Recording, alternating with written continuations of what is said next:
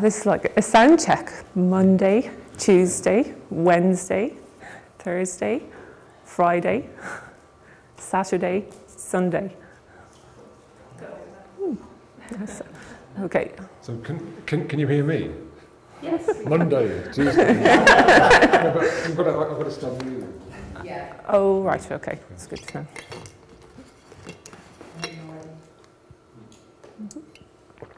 Just to check, what's the time as well? I'm going to put it on your title slide. Okay, I'm going to just have the time. So we'll probably go towards 40 minutes. Yeah. I'll try for 35, but probably 40.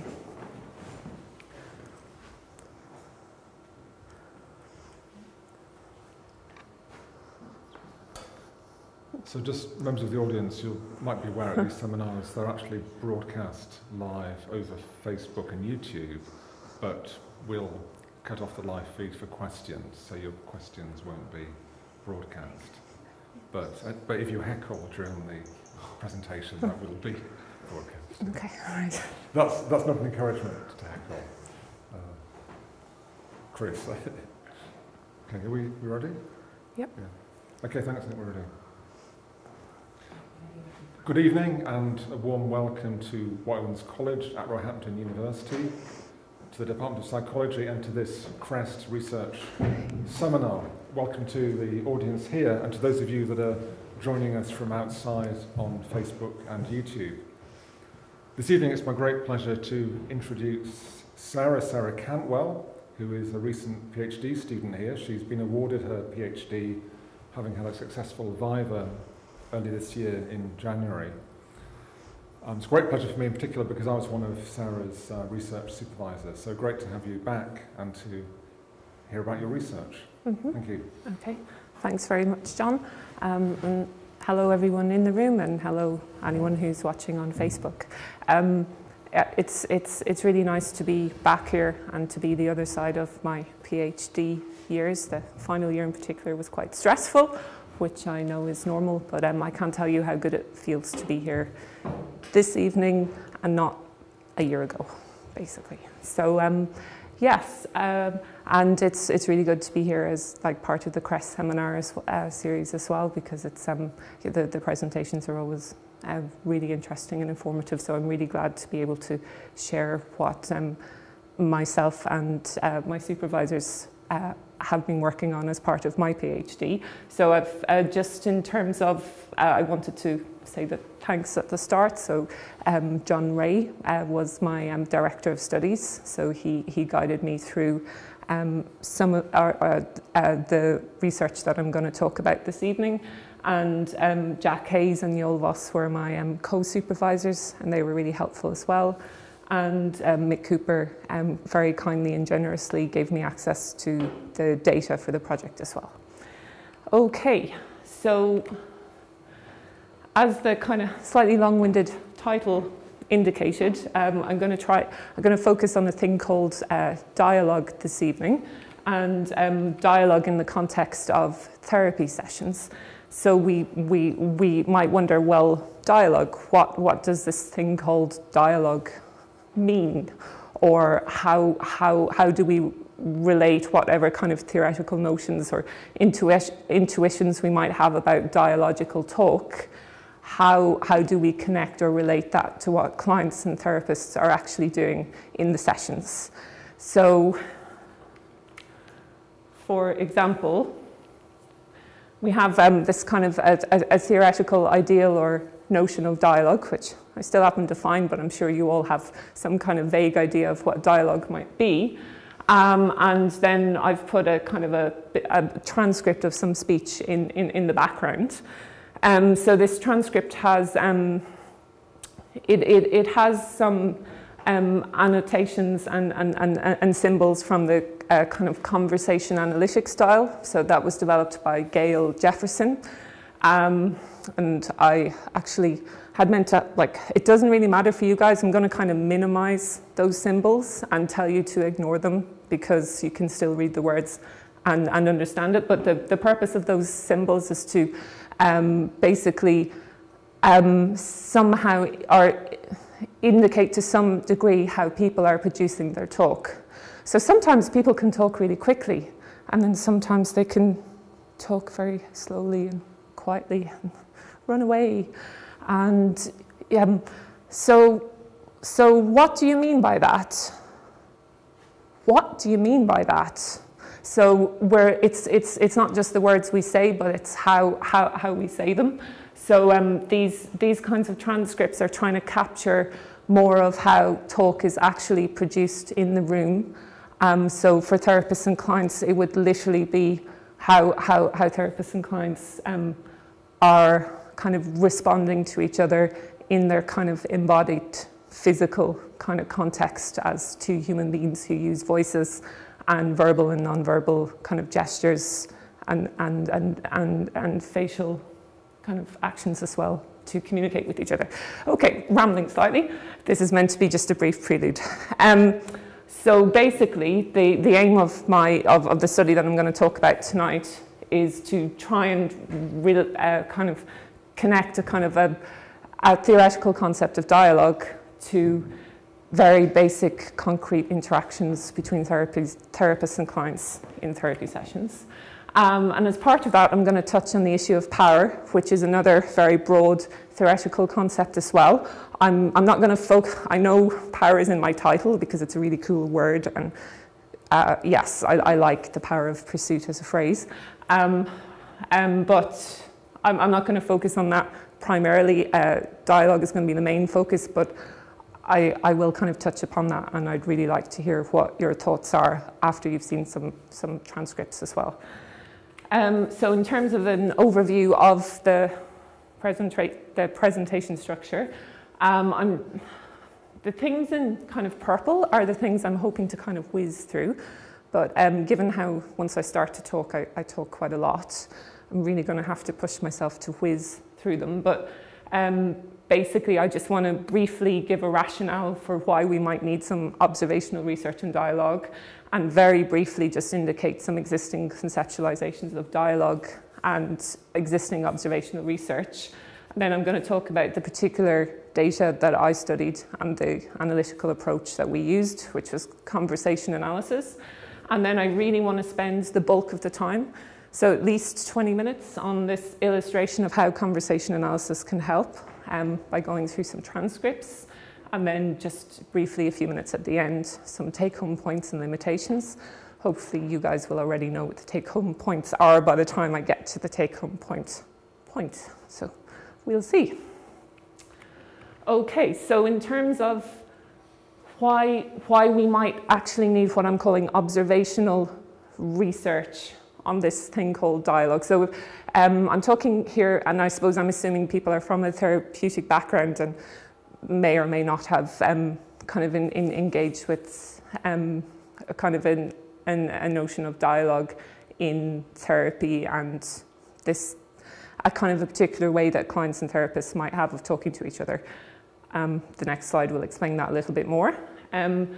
But we, and by observational research, I also mean therapists kind of at least, well, basically recordings of real life therapy sessions, so that we can kind of take an observer kind of perspective on what's happening moment by moment in the room between clients and therapists. And these are two kind of main rationale for focusing or for conducting observational research. Rather than just talking about it in theory, we kind of need to find out more ways of how therapists are doing therapy, and how they can actually kind of what are alternative ways and multiple possibilities for how they can conduct therapy as well. Another reason why we might need observational research is because we can't always just depend on participants' reports of what they're doing in the session. So the therapists and clients' accounts can be informative, but it might be difficult for clients and therapists to kind of recall all of the details of what they're doing, or to be able to remember it in an accurate kind of manner. Okay, so I finally get to something around existing Conceptualizations of Dialogue. So when I was doing a kind of a scoping kind of literature review on a notion of dialogue, I also kind of looked at somewhat similar notions of collaboration between therapists and clients in the therapy room. Also this notion of co-production of meanings between the clients and therapists. I think that phrase co-production is coming from solution-focused therapies and observational research that's been done in that field. And also I considered the notion of shared decision-making as well in the therapy context.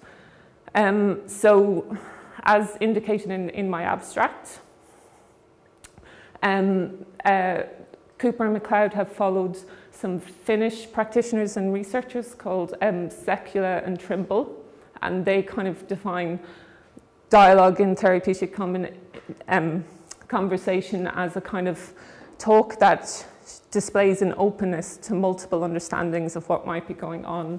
It's supposed to be conducted in a tentative manner rather than an authoritative manner. And there should be plenty of space for disagreement or alternative ideas, and indeed encouragement for that as well. So this kind of understanding of dialogue would link with other existing kind of conceptualizations of dialogue in the therapy room. So, for example, Ribeiro and others talk about the difference between supportive and challenging interventions, and others have talked about a kind of a balance between validating what the client says, but also kind of confronting or challenging as well. So we're kind of, there is an existing conceptualization of dialogue as moving from a kind of a support, if it's a continuum, there's like supportive moves by the therapist on one side and challenging, more confrontational moves on the other side.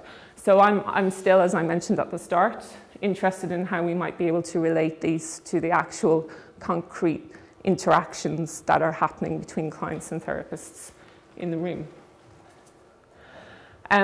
So I'm aware that I'm going to need to move quite quickly. So just to very briefly indicate one or two examples of existing observational research. So there is a method called micro-analysis, which uses recordings of real-life therapy sessions. And these researchers, McGee, Vento and others, were attempting to do something similar to what I'm doing in terms of they have this notion of the co-construction of meaning in the therapy room, that meaning is never just created by one person, and ideally that co-construction is a collaborative mutual endeavor. So this is an example of the kind of quoted study there, and they're kind of the researchers are talking about how questions and things like lexical or word choices lead to the co-construction of meaning between therapists and clients. So we have an example of, say, the therapist just in the middle. Were you asking yourself questions as to what you might have been contributing to this or continuing to contribute? And then the client answers. And the negative thoughts were what? And I suppose I'm just... one kind of, I have a wondering about this. The researcher, these researchers are kind of, they're making the point that all kind of interactions and all meaning are co-constructed by clients and therapists because we have to respond to each other and kind of confirm what we've just said and then add to it. So in that sense, because talk takes kind of turns, we can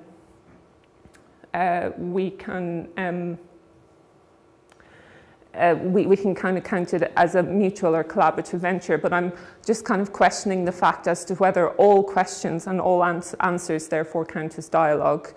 Some other researchers have kind of made the point that maybe a notion like dialogue, which is supposed to be mutual, might actually kind of need to refer to the explicit co-management of language and tasks. So where clients and therapists are explicitly talking about doing something together or trying to understand something together. Yes, okay. There is also a criticism here that we might need more information all of the time about a question. We can't say all questions are necessarily kind of dialogical unless we, number one, have a working definition of dialogue, but number two, unless we can kind of see them in context as well. Yes, so basically I'm going to skip the next slide, and I'm just going to argue that this methodology, conversation analysis, can give us some missing kind of interactional contextual detail, which can help inform us more as to what's actually happening in terms of the concrete practice or the concrete actions of clients and therapists in the room.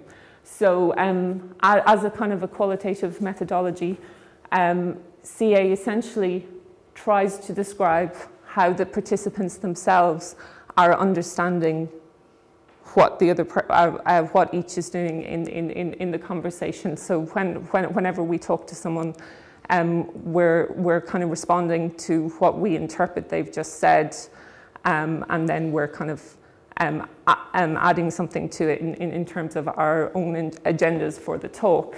But CA would try to, when we're talking to someone, we just have what they look like and how they move and what they say. And all of those things are publicly available. So conversation analysis attempts to just use the publicly available information that we all have in communicating to each other to describe how conversations work and what the people themselves are kind of interpreting in terms of what's getting done in that particular conversation.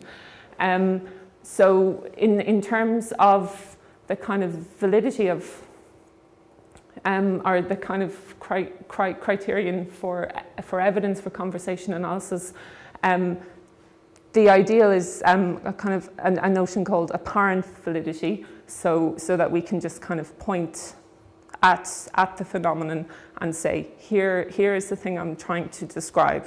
I've evoked it for you.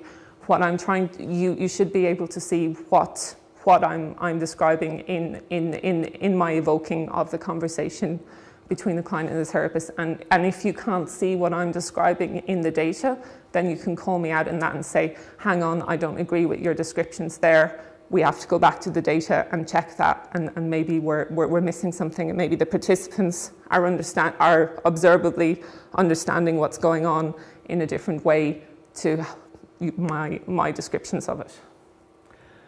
Okay, I think I'm going to move on from that slide. Yes, my whizzing, I need to whiz further and have less information. But we're kind of almost through the whizzing phase. So in terms of the data that I've been kind of using to investigate questions such as the one I've been describing, it was audio recorded sessions from a Pluralistic Therapy for Depression study from 2015. The particular research focus that I was attempting to investigate was meta-therapeutic dialogue, which is a particular kind of concept from the developers of pluralistic therapy, and they define it as any kind of talk between the client and therapist about what the client wants from the therapy and how they might be likely to achieve that. But for our purposes, we don't necessarily need to worry about the meta-therapeutic part tonight. We can just kind of talk about dialogue. Just making the point that by definition, this should be a kind of an explicit attempt by the client and therapist to talk, to kind of construct the therapy together in terms of what they need to do and how they're going to do it. There's just some kind of details to be aware of in terms of power, that there is this kind of idea with meta-therapeutic dialogue that both the therapist and the client have very useful knowledge in terms of what the therapy should focus on and what would be helpful in terms of achieving the client's goals, so that the client has lived experience, expertise, and previous experience of what has been helpful and not helpful. But then these interactions and this attempt at metatherapeutic dialogue is taking place in a social context in which the therapist is regarded as a professional and the client is coming seeking help. So already there's an asymmetry in terms of knowledge between those two people. But Cooper and McLeod maintain that it's still possible to have some kind of mutual exchange in a way that is open to kind of multiple possibilities between the client and therapist. Okay. And just to a little bit more about the data that we sampled. We looked at 42 sessions from 7 therapist-client pairs. We predominantly sampled sessions from earlier stages of the therapy because Cooper and McLeod anticipated that there would be more metatherapeutic dialogue in the earlier stages. And we sampled both qualified and trainee therapists across 2 different research sites. In terms of this is supposed to be my whizzing, okay. In terms of the kind of the analytical approach, I attempted to operationalize metatherapeutic dialogue using a thematic code to talk about what might be helpful. And just to make clear, I was looking at metatherapeutic dialogue about therapy, about how the therapy might get done. I wasn't looking at goals per se, but looking at methods or ways that the clients and therapists might actually do the therapy. I identified 28 questions and the surrounding interactions and conducted conversation analysis on them. So one study that kind of, so this was kind of the main study of my PhD thesis, and these kind of analysing these 28 questions and attempting to relate the notion of metatherapeutic dialogue to what the clients and therapists were doing with these questions. And I'm not going to focus on these questions specifically tonight, but actually the interactions around these questions, but I just wanted to briefly show you an example of these questions. So in this transcript, the client is saying, I want it to be the other way around. Yeah. And I guess, and how can you do that? So one of the reasons I chose to focus on these questions, since I was interested in the notion of metatherapeutic dialogue, is that the question seems to kind of be an explicit juncture in the interaction and inviting the client's views, which would seem to be an inherently dialogical thing to do. So it seemed to be a place where dialogue might explicitly happen. Okay, so I think I'm going to move on a little bit. So so there are some other examples of questions here, and we kind of, one study looked at the different ways in which therapists can design questions about what might be helpful, and how clients and what kind of space that leaves the client to respond, and what kind of constraints the questions give the client to respond. But I'm not going to focus on that tonight, but I'm just kind of clarifying that what the examples of dialogue that I will focus on tonight are the interactions around these questions, or specifically just after these questions, because that would seem to be a kind of a clear arena where we might expect dialogue to be played out between the client and the therapist. Okay, so my illustrations are only indicative. So I haven't done a kind of a systematic kind of, I suppose, survey of the data in terms of these kind of extended interactions after these questions. But what I'm hoping to do tonight is give some kind of indicative examples of what we might consider dialogue, and attempt to kind of relate these concrete examples to that theoretical notion of dialogue a bit more, and to see if we can inform that theoretical notion of dialogue a bit more. Yes, okay. So here's that question again, the one that I started to read. And I suppose it's just where do we find the dialogue, or how do we start pinning down the dialogue in this transcript? I think, John, would you mind being the therapist in this particular slide? Yeah, okay, thank you. So John and I are just going to read these interactions to just try and evoke them slightly. Obviously, I made the transcript based on the recordings. Starts with those. Yes, okay. So I want it to be the other way around. Yeah. And I guess, how can you do that? Brain transplant. Oh, God. I don't know. Being in a state of hypervigilance all the time and sitting down and examining each emotion and whether it's valid or just nonsense, that sounds a hell of a lot of work. It does, doesn't it? Uh-huh, but it's actually sounds quite necessary work. Okay, thanks, John. Okay.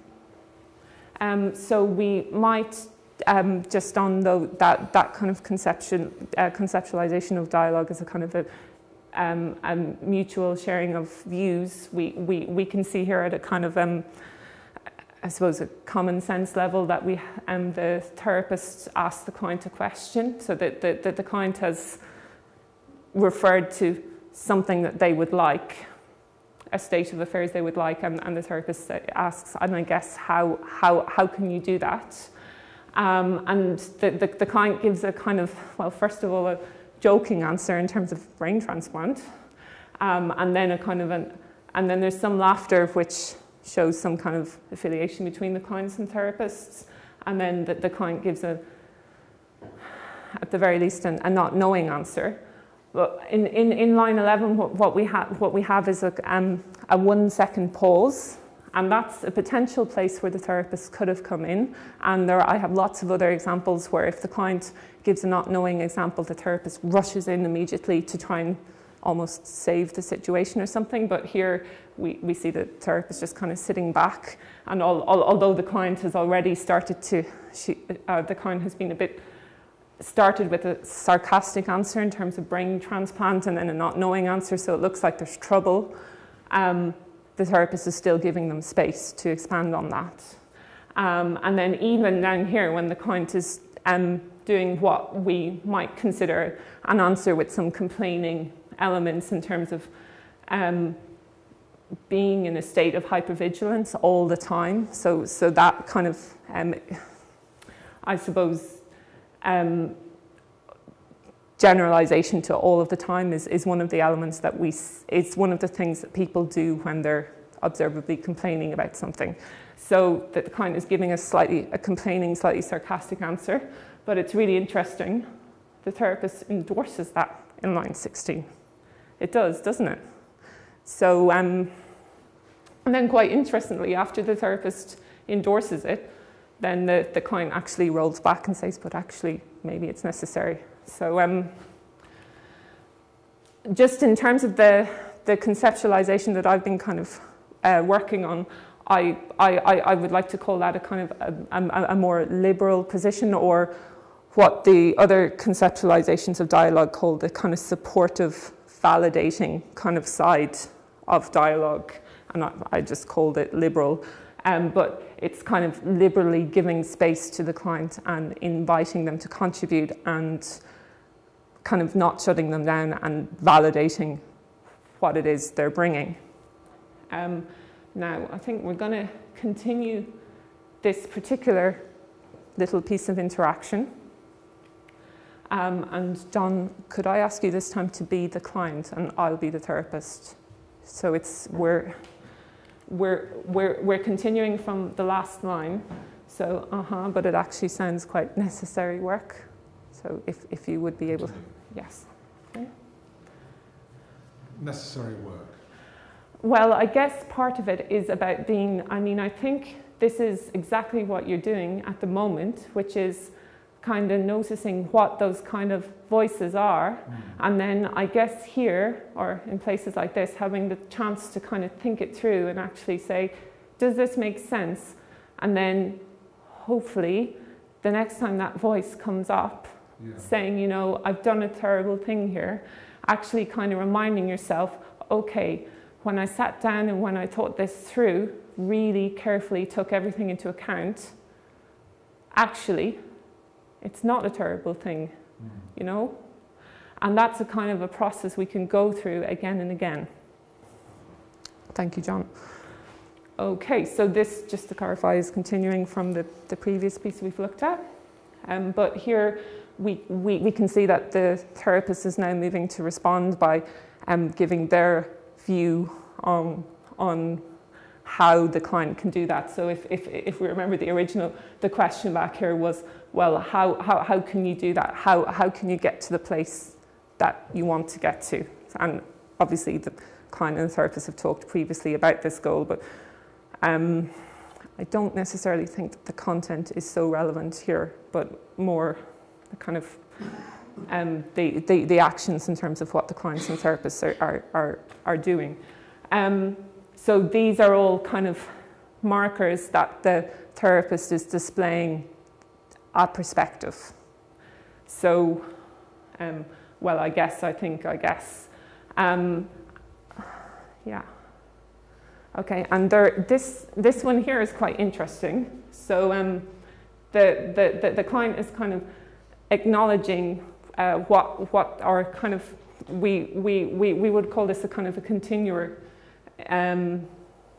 or an acknowledgement. It's possibly in between both of them, but it's quite interesting that so when that voice comes up, I suppose it's a continuer, so it's kind of something that the recipient does when the other person is going to continue talking.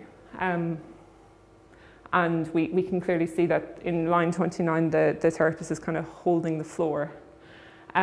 So basically, in terms of the conceptualization that I'm working on, we could see a kind of a movement in this little piece of interaction from that kind of liberal / supportive / validating position to now the therapist actually kind of coming forward with a more, what I'm calling mutual position, but and by mutual I mean the therapist is coming back with their view, because dialogue is theoretically a kind of a mutual endeavor with a sharing of views. So we can see already that this kind of theoretical notion of dialogue needs to move between different positions to be this kind of sharing of views. But it might get a bit more complicated than that kind of conceptualization of you share your view, then I share my view. And the complication might consist of things like this. So the therapist saying, you know, I've done it. Oh, yes, okay, so I think I have read through this. So I've highlighted this piece that the therapist has said. So hopefully I'm on line 27, hopefully next time that voice comes up saying, you know, I've done a terrible thing here, actually kind of reminding yourself, okay, when I sat down and when I thought this through really carefully, took everything into account, actually it's not a terrible thing. Whose voice is the therapist talking in there? Yes, so the therapist is using the client's voice. Kind of validation of the client's thoughts. It might be. It kind of says it's okay to think that way. Okay, except is the client or is the therapist validating here in terms of is like okay. I suppose I just need to make a brief distinction, which I didn't make here, which is with this particular methodology, I'm just literally focusing on the observable stuff. So I understand, as a therapist myself, there's a whole massive emotional world going on and kind of interpersonal dynamics and everything else that happens in the relationship. But for now, I'm just going to stick with... No, that's absolutely fine. And I just realized that I didn't clarify that to a room of therapists. That's quite interesting. Yeah, so basically, as we say, the therapist is kind of giving their view, but speaking in the voice of the client while they're giving their view and saying, when I sat down and when I really thought this through, it's not such a terrible thing. And what are ways that what if the client doesn't agree with that? So that the therapist is talking in the client's voice, which is something that we do to each other, usually in persuasive contexts. So usually when we're trying to get the other person to agree, a very powerful thing to do is speak in the voice of the other person, because it becomes much harder for the other person to disagree with their own voice. Okay, I'm putting that argument forward very quickly because I'm aware of time. If you guys want to talk about it a bit more, we can do so in the questions and answers. But I'm trying to argue here that what the therapist is doing is, okay, we could say they're illustrating, but I'm going to make the argument they're also kind of attempting to persuade, or what we would call in conversation analysis, pursue a particular kind of answer from the client, which in this case would be agreement with the view the therapist is putting forward.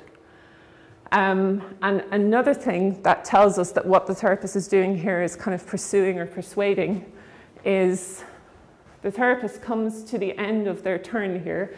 This full stop indicates a kind of a downward intonation, which tells us that the therapist has finished speaking.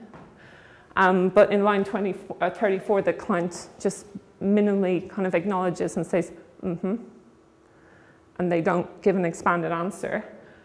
And then the therapist says, you know. And we also see, you know, in persuasive contexts as well, in terms of it claims kind of shared understanding or common ground between the two of them. But we still get no verbal response from the client, bearing in mind that we don't know what they're doing non-verbally, but we can guess that the client still isn't agreeing, because in line 37, the therapist continues trying to persuade or kind of pursue some kind of agreement or uptake from the client. So we have, and that's a kind of a process we can go through. So they're still kind of saying, here's an idea, this is the kind of thing that you can do, and this is something that and they're still waiting for some kind of agreement or uptake from the client. So, and yeah, I just made that point about, you know, which is something we all do, claim common ground with the other person. So what I'm trying to argue here is within 37 lines of transcript, which is, you know, less than probably 30 seconds to 45. No, it's possibly close to a minute of interaction, but it's not that much.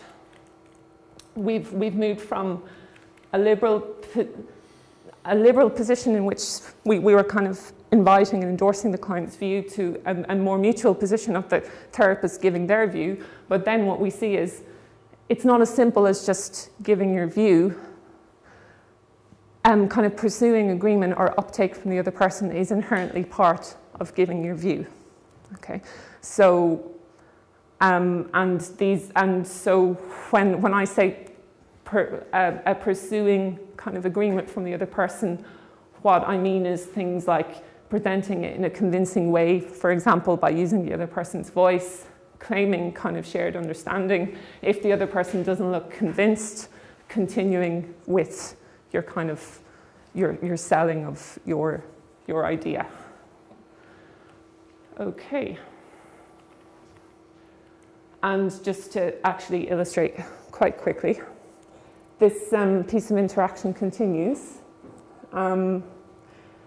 And we can kind of see that the therapist is continuing, and that's a kind of a process we can go through again and again if necessary, because what we've done is to just kind of really look at that and say, is it a terrible thing you're doing? And it isn't.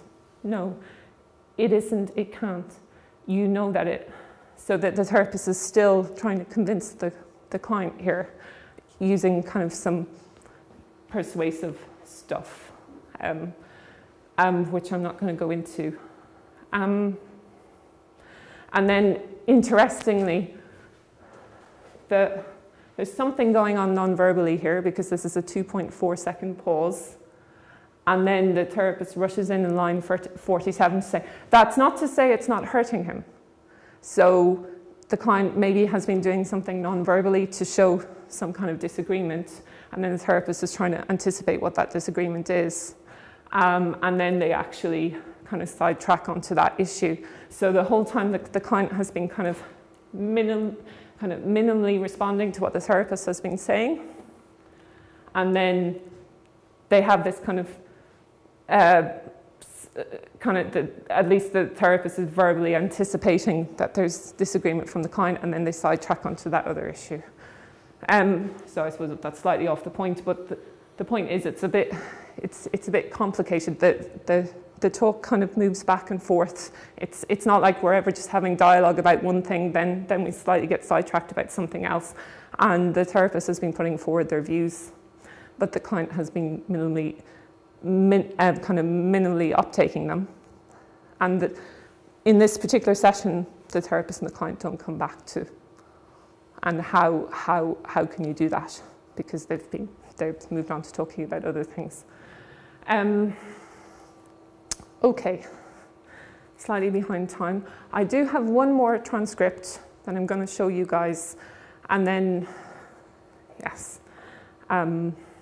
So I have 7 minutes, so I'm going to attempt to show you another transcript in that 7 minutes, and also do the take-home points, and that gives us 10 minutes for questions. Okay, I'm slightly over time. Yeah, so just, and this was a kind of a mini take-home point slide. So I've kind of further specified this kind of conceptualization of dialogue as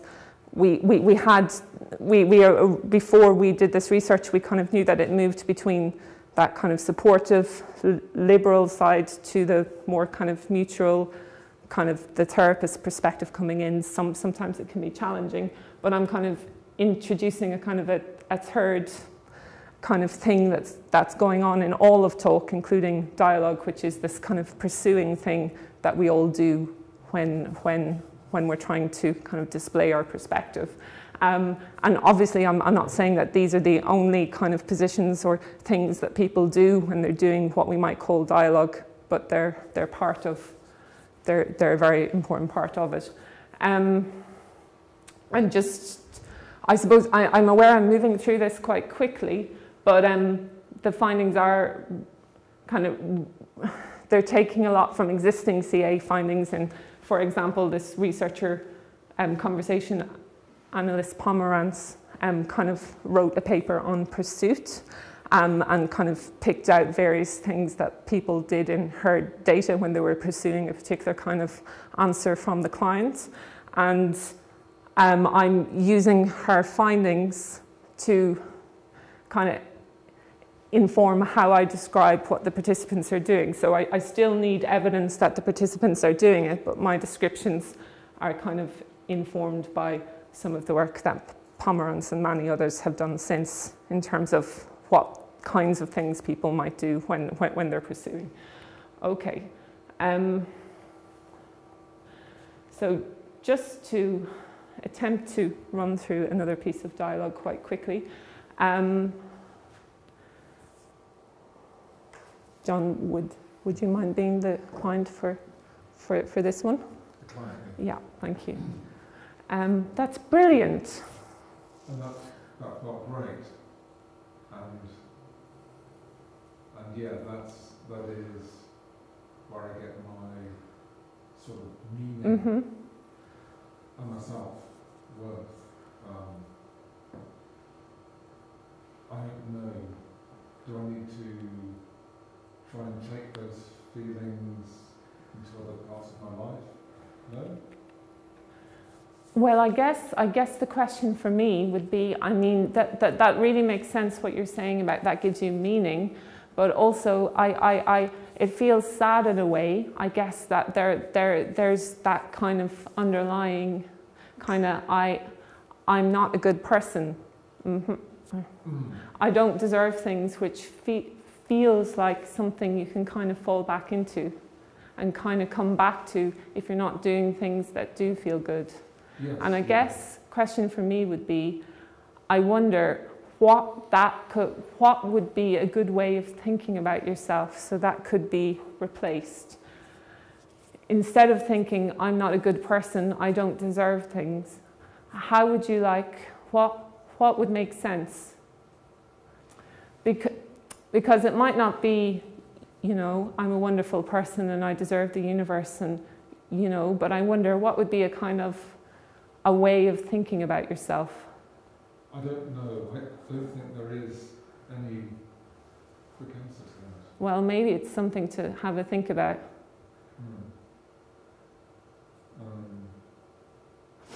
Because it does feel what you've been describing, it's kind of an automatic kind of script.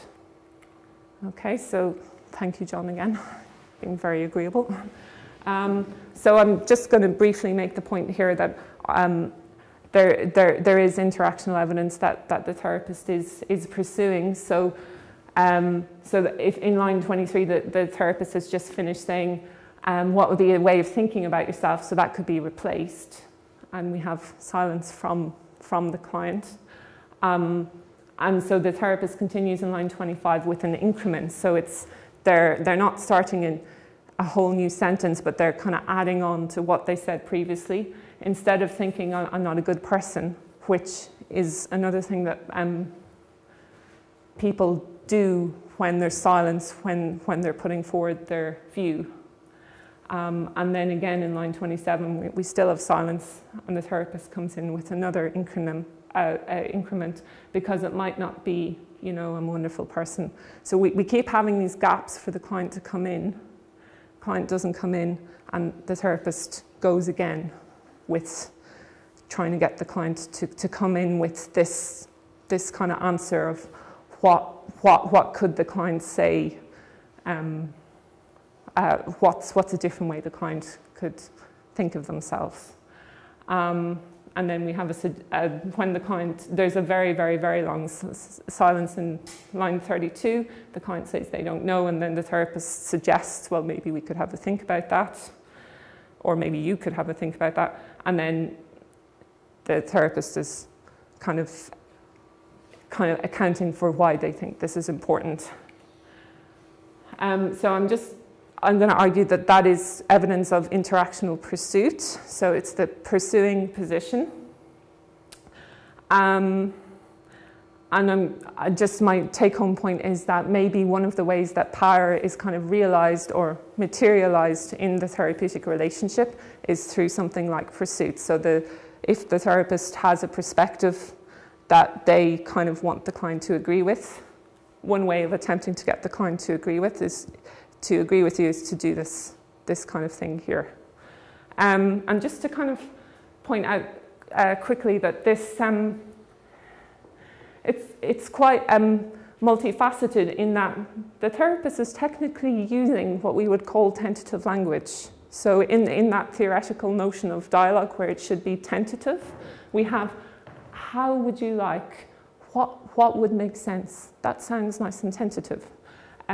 Because it might not be, it might not, where we're not saying it is or it isn't, we're kind of leaving it open to possibilities. But I wonder what would be a kind of, well, maybe it's something. So all of this sounds quite soft and tentative, but yet interactionally, there's clear evidence that the client is not uptaking and the therapist is pursuing. And I suppose, yeah, that's just a kind of a complexity that's interesting to point out. Okay, take home points.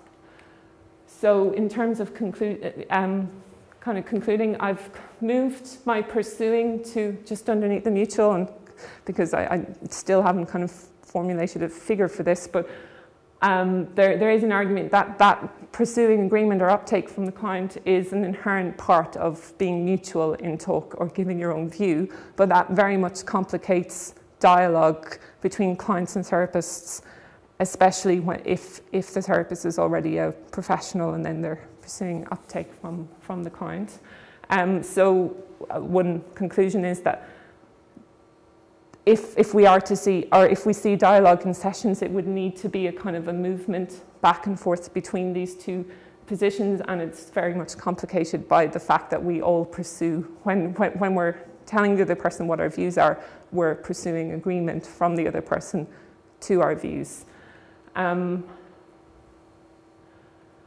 Yes, and then I'm just putting forward the suggestion, which I would love to hear your thoughts on. Maybe pursuit is one way by which power might be realized in the therapeutic relationship. Yes.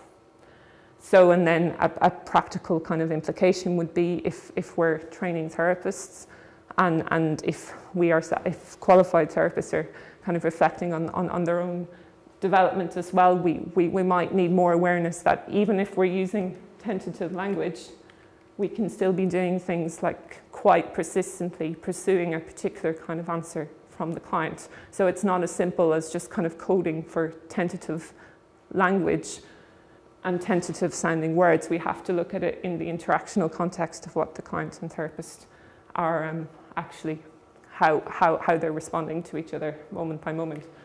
Okay. Yes. Okay, I think I'm going to leave it there, and that gives us about 8 minutes for questions.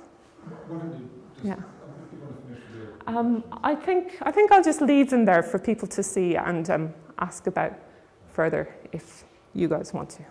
Okay. Thank you very much for your attention.